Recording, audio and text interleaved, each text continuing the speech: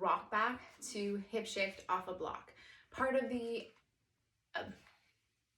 this is a bear rock back with hip shift off block. Part of being able to access more internal rotation is also being able to create length on the back side of the pelvis. So we're gonna give that a try in this hip shift variation. So I'm setting up with a block. I have a yoga block, but this might be a little too high, so you can get one of those lower yoga blocks or even just a textbook or a foam pad of sorts. So I'm setting up with my left knee on the block. I want to think about actively pushing through the block instead of just kind of hanging out. So I'm on this yoga block, left knee's pushing in, and I'm going to think about dropping that right knee long. The next thing I want to think about is my pelvis position. I don't want to be overly tucked under or arched too much in the low back and kind of flaring out through the rib cage. So I want to be in that nice position where I can think about the sits bones staying lifted without those ribs kind of arching on the front side. So I think about those sits bones shining towards the wall behind me. And here in this position with that toe tuck, I'm going to inhale back, exhale forward. It's not a huge rock, keeping that push through the hands. Inhale and exhale. Another key thing is we want to make sure we're over that left side and we're not kind of rocking towards the right. So I'm going to be over the left side, keeping the sits bones lifted without flaring out the rib cage, and I'm just inhaling back, exhaling forward. If you're getting like a blockage in the front of the hip, then I'd recommend a lower block.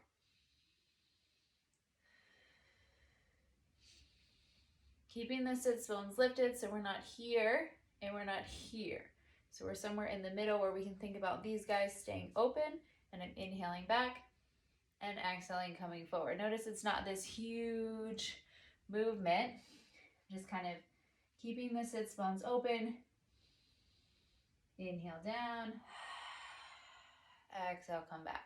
So from there, I'm going to go into those little hip shifts. So I'm in that position where I'm on the block over my left side, and I'm keeping the sits bones lifted, and I'm just a little bit back. Not all the way back here, but I'm not totally up here at that 90. So I'm right about here, sits bones lifted. I'm gonna lift this right knee up. Exhale, inhale, drop it down. So what that looks like from the front is I'm over that left side, thinking the sits bones are lifted and open. Exhale, inhale. Allow pelvic floor to relax. Exhale, inhale. Exhale.